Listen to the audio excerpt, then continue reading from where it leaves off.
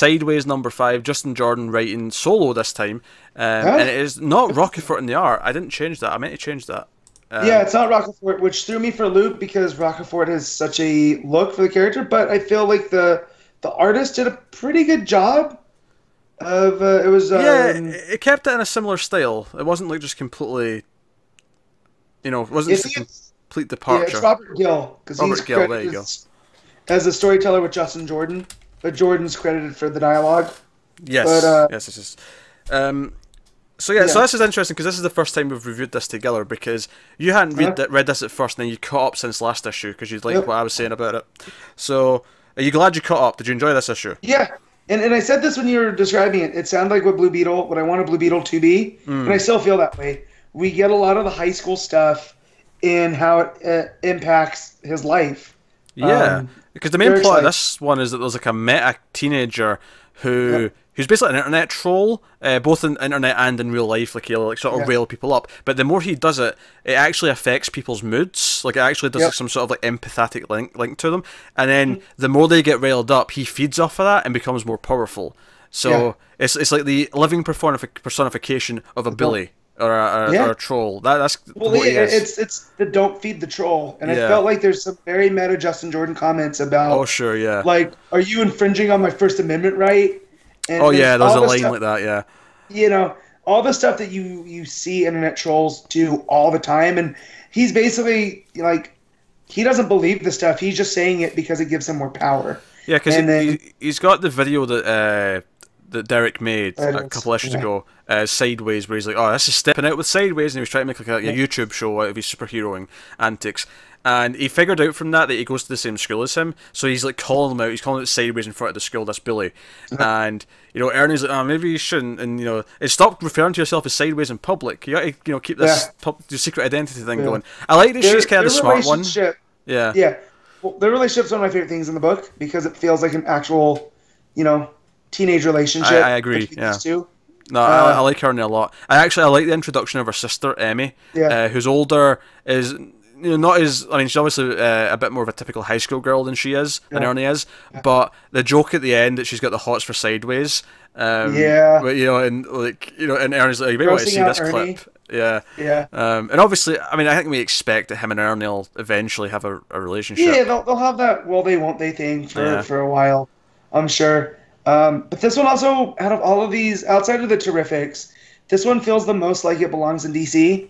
Like, if they were to just drop the New Age of Heroes on this one, it feels right at home with everyone else. Like, I could see Sideways in the Teen Titans, and it would fit just right. But this whole story with the showman and him riling everybody up, and everybody's in a bad mood, even though with the way that Derek talks to his mom, it's already affecting him because of the video that it's a showman, right? Showman, show off. I can't.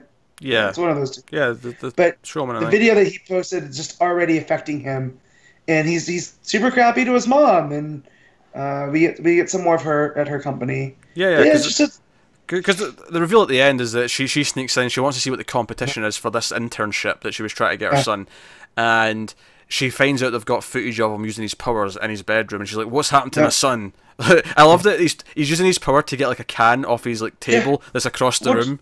Which, let's be real, when I was a kid, I used to want like the stretchy powers, so I wouldn't have to get up and get a can of soda.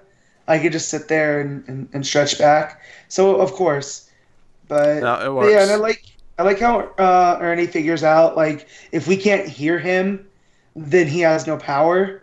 So that's how he gets. She gets her sister, and then her sister just starts cutting into him as a teenage mean girl can do. Like, I've experienced this full force. Her big sister basically bails him out twice in this issue because because Ernie sticks up to the bully in like a previous scene where the guy's just an asshole to Derek, not as Sideways, just as Derek. He kind of like gives him shit in the hallway, and Ernie steps in and shouts at him, but because like she sees this on. Emmy steps in as the big sister to give him hell for it, and it happens again later on when she gets the spell's broken and she's not like under the feeding the troll loop anymore.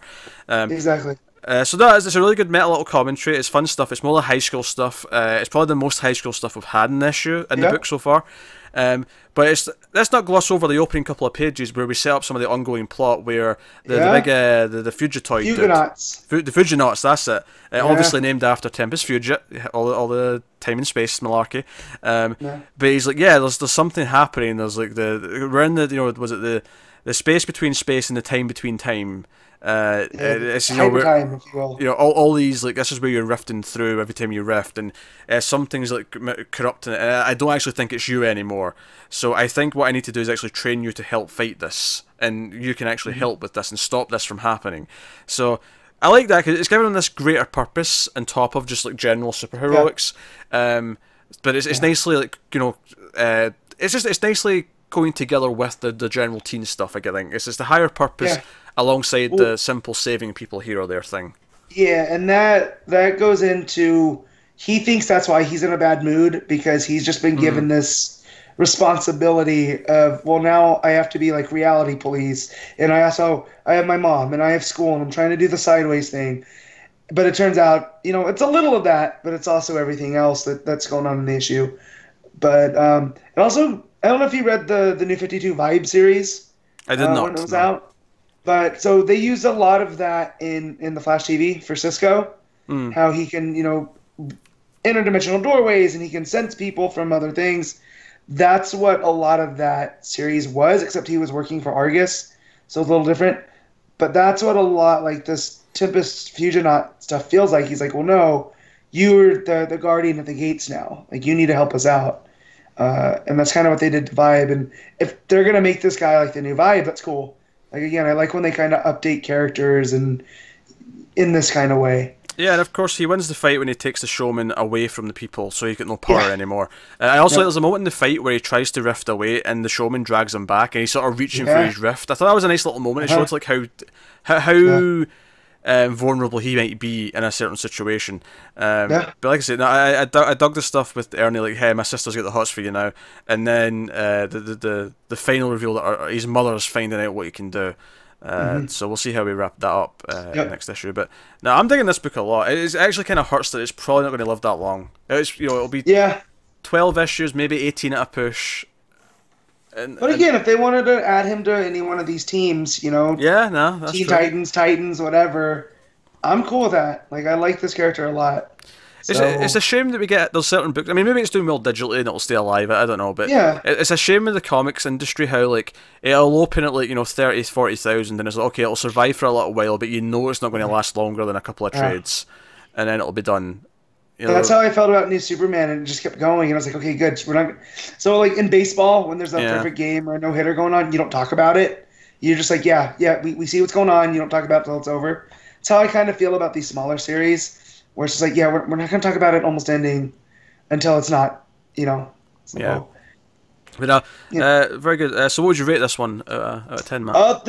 This was an 8. This was up there. I really enjoyed this. The art, even though it wasn't Rocafort, and I like Rocafort a lot, it fit that style that Rocafort kind of has. It was kind of like when they took Cedric off Aquaman, but the new style kind of followed his map of this is what it should feel and look like. Yeah. A little more rounded because Rocafort has a sharp, kind of sketchy quality to his stuff. A little bit more soft, but other than that, I'm not gonna say I missed Rocafort because the art was quality still. Yeah.